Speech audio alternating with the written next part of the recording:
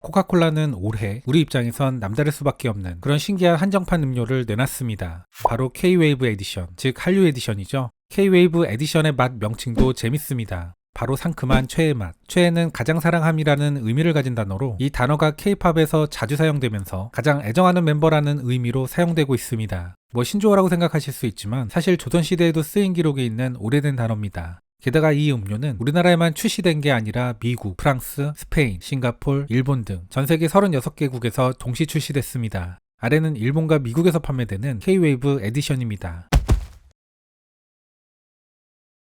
전통적인 코카콜라 텍스트 밑에 한글로 코카콜라라고 써있는 게 보이시죠? 여기서 파격적인 게 코카콜라 로고도 한글로 돼 있다는 겁니다. 한글에 있는 패키징으로 판매를 한다는 것 자체가 요즘 세계시장에서 힙하고 트렌디한 느낌을 주는 측면이 있기 때문에 코카콜라는 과감하게 이러한 결정을 한 것이기도 합니다. 뭐 중국 업체들이 이런 점을 악용해서 자신들의 제품에 정체불명의 한글을 넣기도 했죠. 코카콜라는 또한 단순히 음료만 출시한 게 아닙니다. JYP와 협업해 라이크 매직이라는 노래와 뮤직비디오도 만들었죠.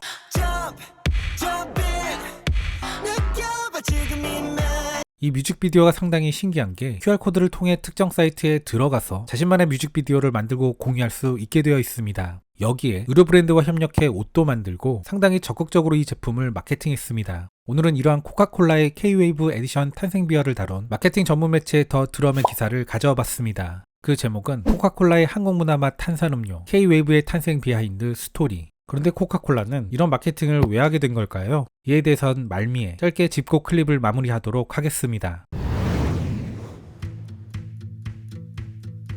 상큼한 체의 맛이 나는 탄산음료 한 캔을 마셔보는 건 어떨까? 코카콜라는 K-팝의 인기를 활용하기 위해 한정판 음료를 출시했다. 이 음료는 코카콜라의 혁신 부서인 코카콜라 크리에이션즈에서 출시된 최신 제품이다.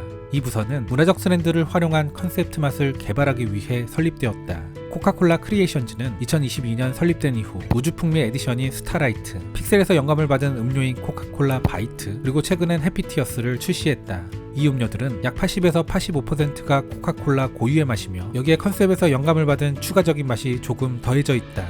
코카콜라의 글로벌 전략 수석이사인 오하나 블라드는 초기 컨셉에서 제품 개발, 마케팅에 이르기까지의 과정을 설명한다. 우린 문화를 지켜보고 트렌드를 살피며 새롭게 부상하고 있다 생각하는 몇 가지 분야에 베팅합니다. 그리고 이를 영감으로 삼아 약간은 미스터리한 새로운 제품이나 맛을 개발하죠. 제품 혁신은 코카콜라 연구원들이 주도하며 블라드의 팀은 한정판 캔을 둘러싼 디지털 및 물리적 경험을 구축한다. 음악, 영화, 패션, 뷰티에 이르기까지 세계는 한국 대중문화에 매료되었다.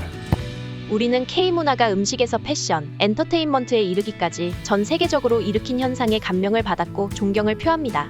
그리고 무엇보다 K-팝에 대해 그렇게 생각합니다. K-팝의 핵심은 팬들이며 우리는 그걸 사랑했습니다. 팬들이 아이돌을 만들고 그 문화를 형성하는 사람들임을 이해하며 더 깊이 파고드는 게 중요하다고 생각합니다. 라이크 매직 뮤직비디오에는 박진영, 스트레이키즈, 있지, 엠믹스가 참여했습니다. 그런데 뮤직비디오에는 스트레이키즈의 팬덤명 스테이, 있지의 팬덤명 미찌, 엠믹스의 팬덤명 앤서가 들어가 있는 간판들이 나옵니다.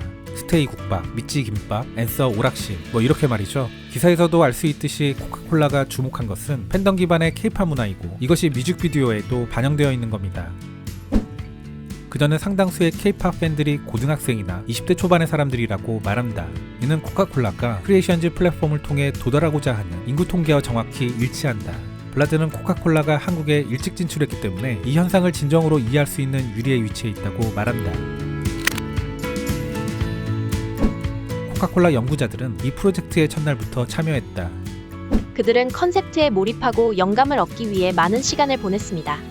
K-웨이브 프로젝트의 경우 수석 연구원은 한국에 상주했다. 또한 애틀란타에 있는 팀은 한국 요리나 문화에 정통한 음식, 향신료, 향에 많은 몰두를 했다. 이와 더불어 이러한 전체 컨셉트와 디자인에 라이트 매직 노래를 들으면 알 수 있듯 매우 생동감 있고 에너지가 넘치는 젊은 느낌을 더했습니다. 개발자들은 그러한 한국의 실제하는 맛과 한국의 생동감에서 영감을 받았습니다. 캔에는 한국어 글자와 표준 코카콜라 텍스트가 써져 있다. 그리고 그 주위는 밝은 녹색 음영이 들어가 있다. 크리에이션즈에선 보통 코카콜라 상표에서 하지 않는 자유를 조금 취해 코카콜라의 시각적 정체성을 조금 확장합니다. K-웨이브는 36개 시장에서 판매되며 음악, 체험, 디지털 경험 및 패션을 통해 홍보된다. 코카콜라는 스트레이키즈, 있지, 엠믹스 새 K-팝 그룹과 JYP 엔터테인먼트의 설립자인 박진영과 협력해 오리지널 곡과 뮤직비디오를 출시했다. 노래의 에너지와 생동감은 바로 느낄 수 있을 겁니다. 디지털 경험 측면에서 코카콜라 크리에이션즈 마이크로 사이트는 팬들이 AI를 사용해 자신의 아바타를 뮤직비디오에 삽입하고 이스터 에그를 수집한 이후 비디오를 다운로드해 소셜미디어에 공유할 수 있도록 한다. 코카콜라 크리에이션즈에서 정말 중요한 건 그 경험이 참여형이라는 겁니다. 패션 브랜드 프라이빗 폴리시와의 의류 협업도 있다. 마지막 요소는 서울에서 열리는 런칭 이벤트와 같이 언론과 인플루언서를 초대해 K문화에 몰입하는 일련의 대면 이벤트다. 이는 체험적 접근 방식으로 사람들이 물리적, 디지털 공간 모두에서 참여할 수 있는 경험에 관한 겁니다. 우리는 다른 모델을 통해 시도하고 배우고 있습니다. 블라드는 크리에이션즈 플랫폼이 코카콜라가 새로운 마케팅 방법을 배우는데 여러 가지 도움을 주고 있다고 말한다. 예를 들어 증강현실과 디지털 수집폼을 활용한 것 등이다. 디지털 경험을 실험하고 조금 더 위험을 감수할 수 있는 능력은 코카콜라에게 정말 가치 있는 학습을 제공했습니다. 그 다음은 문화적 및 조직적인 차원의 학습이다. 크리에이션즈와 함께 움직이는 민첩성과 속도는 흥미롭습니다. 이러한 작업 방식과 협업은 다른 프로젝트에도 적용할 수 있는 것들입니다. 마지막으로 블라드와 그녀의 팀은 창작자들과 협력할 수 있는 능력을 더 잘 갖추게 되었으며 브랜드에 대한 일부 창의적 방향을 양보하면서도 항상 자신들의 가치와 브랜드의 핵심을 유지하는 방법을 배우고 있다. 한국인 입장에서 보면 신기하고 반가운 소식이지만 한편 다르게 보면 코카콜라가 별로 돈도 안 되는 이런 실험적이고 파격적인 마케팅을 하냐고 생각하실 수도 있습니다. 하지만 이는 미국 탄산음료 기업들의 치열한 경쟁 역사를 보면 이해가 되는 부분이 있죠. 마케팅 전공자분들은 잘 아시겠지만 코크와 펩시의 마케팅 경쟁은 꽤 유명합니다. 1970년대에는 훗날 콜라 전쟁이라고 불리는 마케팅 전쟁이 일어납니다. 펩시는 당시 대부분의 기업들이 연간 마케팅 및 광고 비용에 15,000에서 75,000달러 정도를 쓸 때 무려 20에서 30만 달러를 쏟아붓죠. 또한 펩시는 눈을 가리고 맛을 보는 블라인드 챌린지와 같은 마케팅 역사의 기념비적인 프로모션을 통해 코크의 아류작 같은 느낌을 지워내는 데 성공합니다. 아울러 펩시는 역동적인 TV 캠페인을 내보내며 펩시는 젊은이들이 마시는 것, 코카콜라는 9세대가 습관적으로 마시는 음료라는 대중인식을 만들어내려 했었으며 그 전략은 일부 성공합니다. 이러한 전략은 이후에 마운틴듀 등의 음료에도 그대로 적용됩니다. 미국 탄산음료 시장에서 부동의 1위 기업이었던 코카콜라는 펩시로 인해 1970, 80년대의 위기를 겪기도 합니다.